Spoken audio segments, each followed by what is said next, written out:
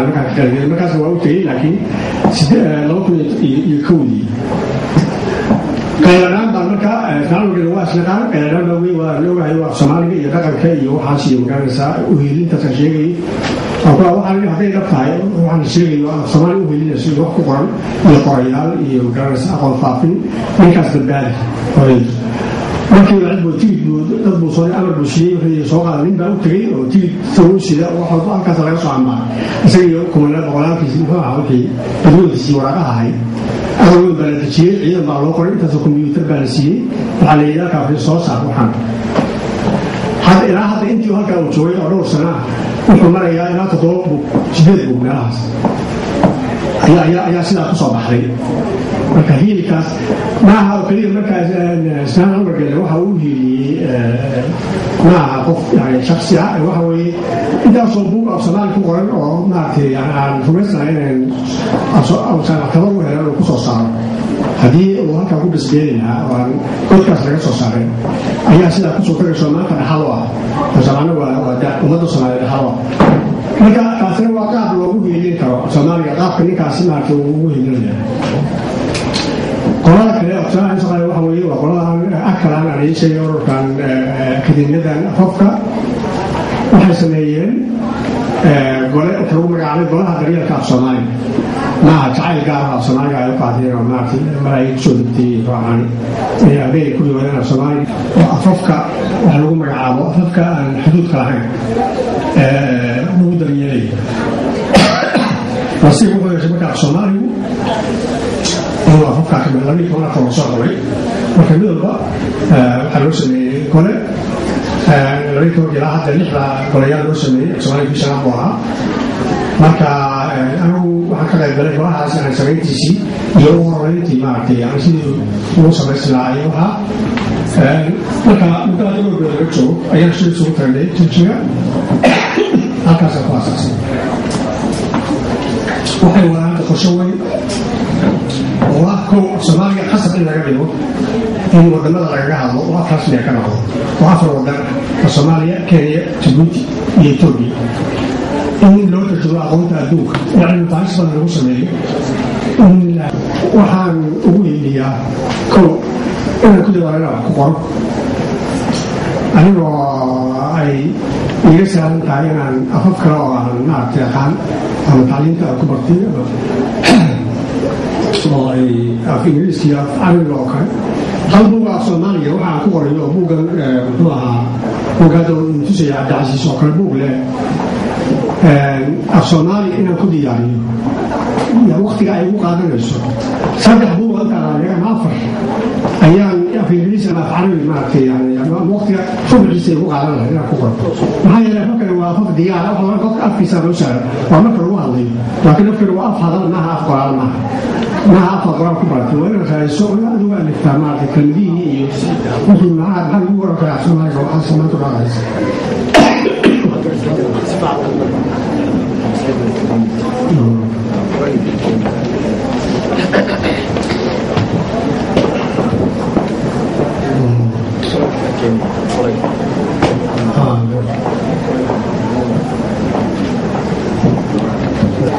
taasi marka waa qodob ka mid ah qodobada heelka marka adigoo afafkana ku weliba wixii af carabi aad ku wato ama afafka waaweyn waa dad kale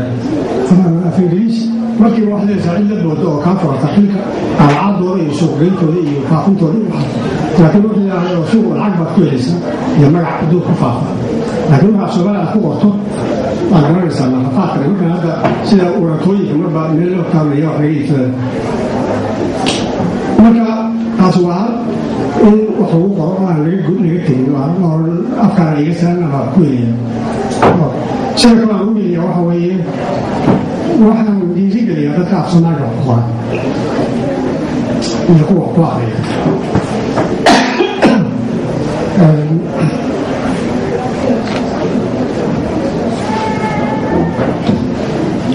haddaan nahay soomaaliya qalaleey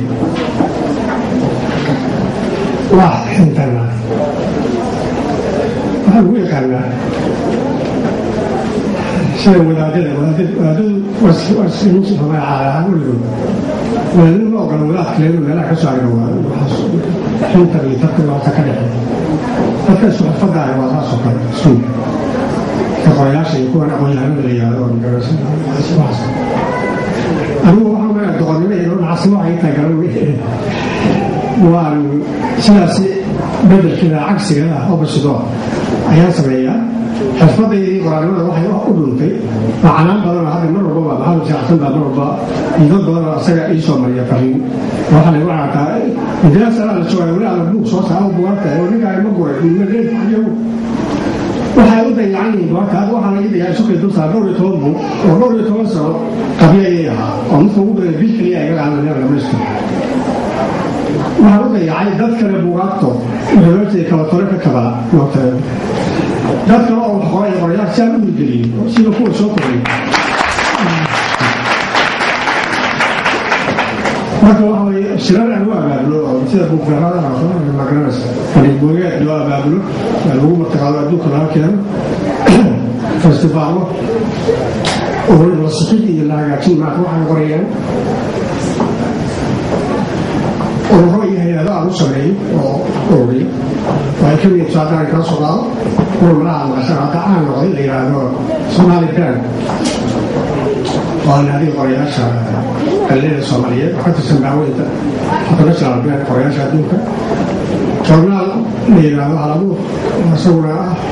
أبوه تلقاني وحياة قرية كسو رجال سوكريس كل الجان وضبط صوص هذا وهذا الكوابون اللي اليوم فيه أحصر صناعي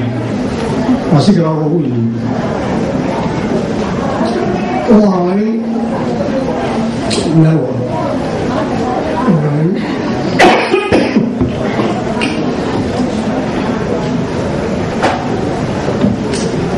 هذا هو المقضية وأولين الصلاة هو أولين انت صوية أولين يعني جايين تبوت أيام وحنا هذا المفعل وعمله waxaa oranaya kaliya lagu ayaa ma fara wax kaliya ugu wareejiyay Djibouti qaybta ka qaato dhiirigelinta Soomaaliya iyo dalka Soomaaliyeed iyo badbaadintiisa qolyaha la sheegayo hadda kalaantaasi waxaasi tookada waxaanka qarayaasha la soo tiriyo oo magaalada caalamiga hadda ugu dambeeyay waxay ahaayeen maalinta afka caalamiga in laga heliyo Soomaaliya iyo Puntland ayaa hadda February bisha kala soo qaatay halkaas waa ku yar ka February soo marka waxa ku guulaysanay ku qancaan oo ay bilaabaan sanadkan bilaabaan sanadkan oo sanad doonaan Djibouti nafsa ka baa maartay soo jeedinta ay soo dhigay soo ugu dambeeyay weeyeen in maalintaas loo dadaaldo oo afka Soomaaliya marka daryeelkiisa oo ay tahay waxa laga hadlayo meesha festivalada loo sameeyo okay tusaalayaasha taariikhda ku soo dhaafo qolyaha kale oo ku jira gurmadka badbaadin daryeelka Soomaaliya sida ay Soomaaliya ugu leeyaan ayaan tusaalahaas idinka siinay maanta oo tusaale idinka soo haray dadkii taariikhda waddanka يعني gurmadkaas inta la geli kartaan في Soomaaliya oo akirtaan diyaar muutiin شاهدوا كثير من هذه الشيء بدوني وطبعا كلام ديار قوي اوكي شاهدوا كثير وحاول واشياء كو وحاي كبير عمرسا عقل هذا والله هو يوربي عبوربا هي عبور صوت كعربيان شعليسيان ومعاليان سوماليا كلها الله فكي أفكر كلها الله يا مي كلها سوماليا وفرنسا كلها سوماليا أفكر كلام في عيني وغير برتان تسويش وكبرتان ومجتمع كل حجران ومدقطور وحلقة يبسنار وكم من نغلار ومالك سبحان سوماليا سويش شاهان سوء أقوصلان هو اللي بعيه اسمه وجود سوماليا ما قال جوا يهدو مالك لو وش يقول دوران ملوك يكون دوران يشكلاس والله هو ما مشغل سو حوي ليش أشوفته وما ذكر شيء من الرجل كيد يمي أو كتفري ولا يلوي كسكون وهذا الباب هذا وفر وده يور يعني واحد في عين كسر هو اللي كم من المجتمع كم من قلنا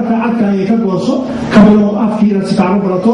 dhaqankii dadkii dhex gasho adasoo saaxiibo badan ku yeelato waxaa laakiin isla markaa carruurta macnaha waxaan ku sheegay wax carruurta ka loo sheego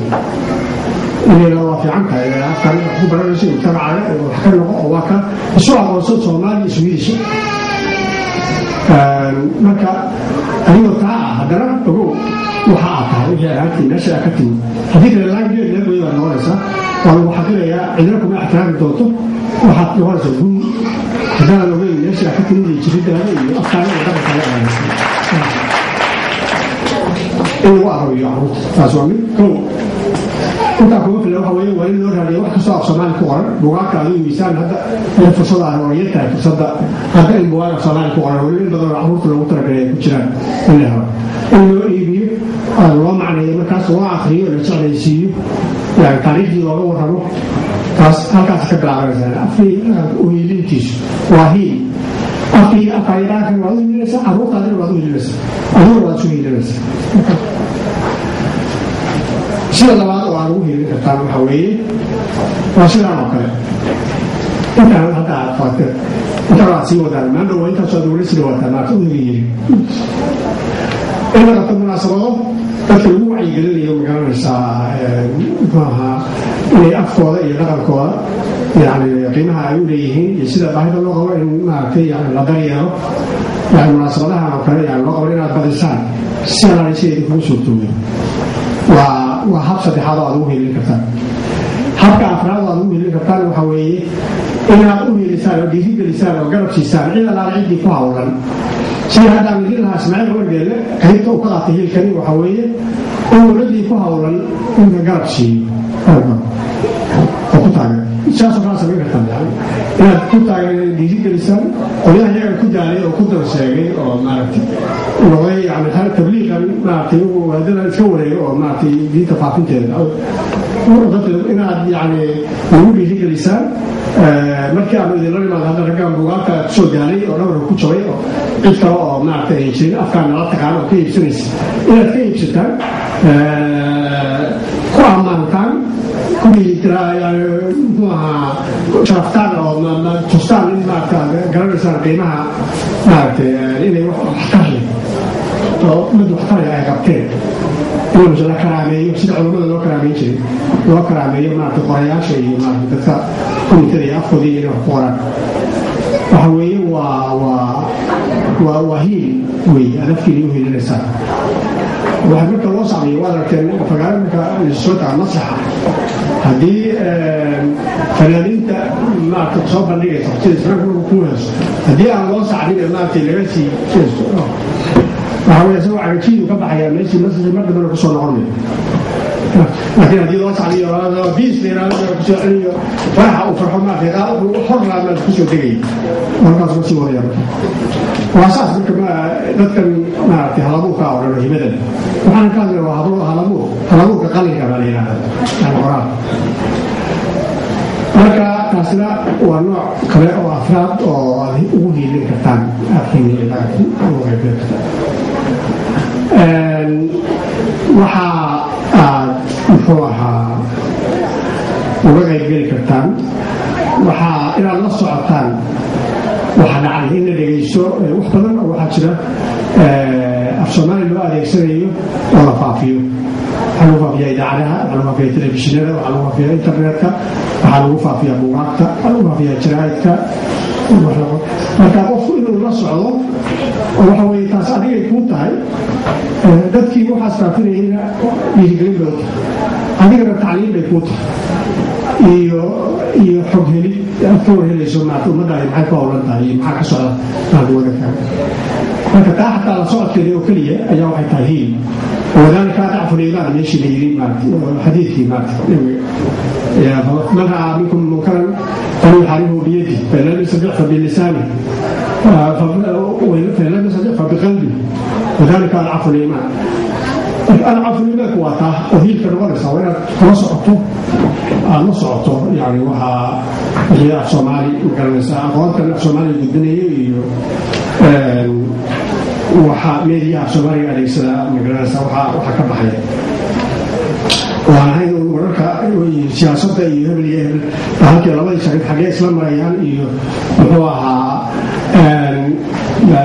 warwar hebel baa warwar hebel magaranaysaa qanyaa musasooya halkan kala booday iyo waxaas